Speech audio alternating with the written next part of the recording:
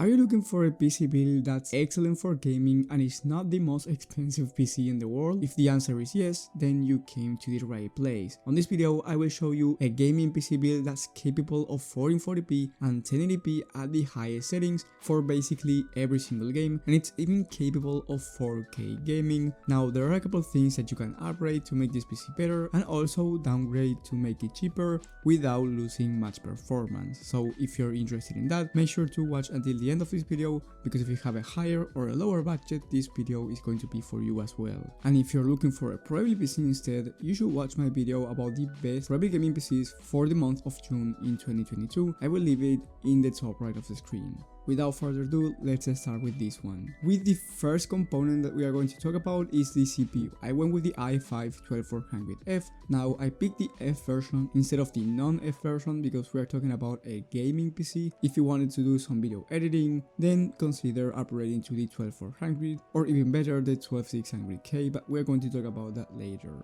This budget CPU is excellent for both 1080p, 1440p, and it can also game at 4K without any issues. But then for the CPU cooler, you need to swap that Intel stock CPU cooler. It's not terrible, but you need a better one if you want your PC to be quiet and with better temps. That's why I picked the Hyper 212 RGB Black Edition. This one is going to be more than enough and is not that expensive. Then for the motherboard, I went with the MSI Pro 3690 Wi-Fi motherboard. The main reasons on why I picked this motherboard is because it has Wi-Fi included, and also the upgradability and the audio on this thing is great. Now, you can downgrade it if you're not going to use Wi-Fi and save some money.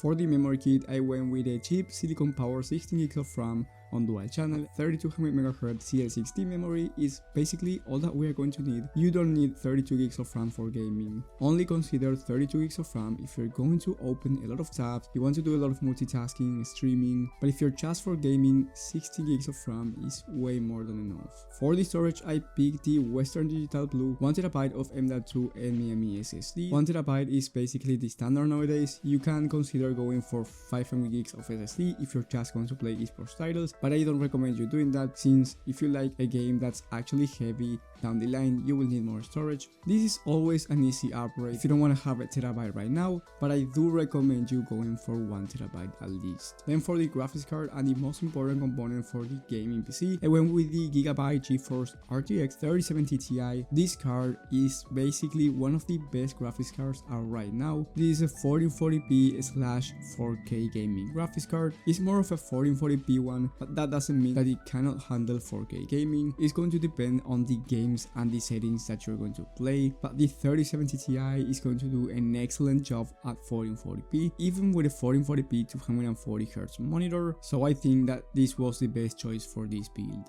For the case, I picked the LANCOOL 215 ATX tower case. This one already comes with two fans on the front, and that's the main reason I picked it. You are not spending a lot of money on case fans, and the airflow on this thing is great. But I added a case fan for the back because it doesn't come with that one. So the airflow overall and temps for this PC are going to be great. Then for the power supply, I went with the EVGA 650W 80+ coil power supply. This is going to be more than enough. Now, if you're thinking of putting like a 3090 down the line, then you may want to consider at least an 850 80+ coil one. But for this type of build, 650 is more than enough, even if you upgrade the CPU to, let's say, the i7 12700K. So the total price for this PC is $1,450. I think that is actually a great price for a gaming PC with a 3070 Ti and the i5-12400F. Now, if your budget is below this number, don't worry, I will recommend you some downgrades just in a moment. But before doing that, I want to say that I recommend you searching your favorite game being tested with this CPU and GPU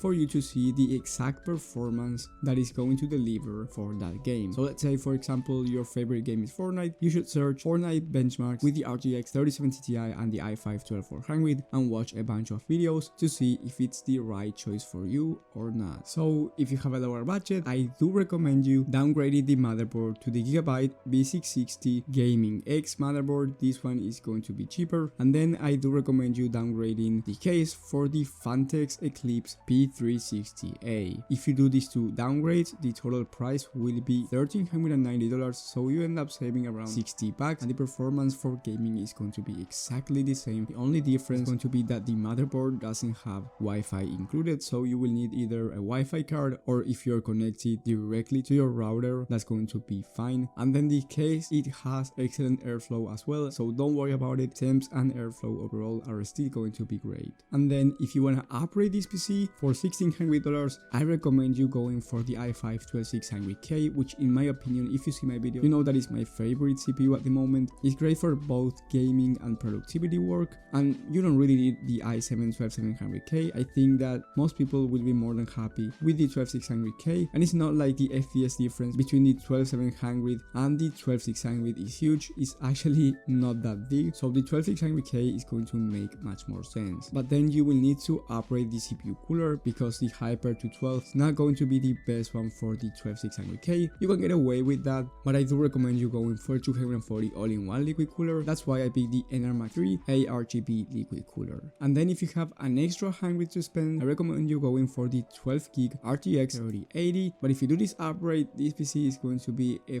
4K gaming desktop, so if you have a 1440p monitor, I actually do not recommend you upgrading from the 3070 Ti to the 3080, because the 3070 Ti is going to be way more than enough for that resolution. But if you want to play at 4K and you want higher frame rates, the 3080 is going to make sense for $100 difference. And the total price for the gaming desktop, $1,800 with the two upgrades, the CPU and the GPU. So if you found this video helpful, leave a like and subscribe, but most importantly hit that bell button so you get notified when I upload this type of content, which I do from 3 to 5 times a week.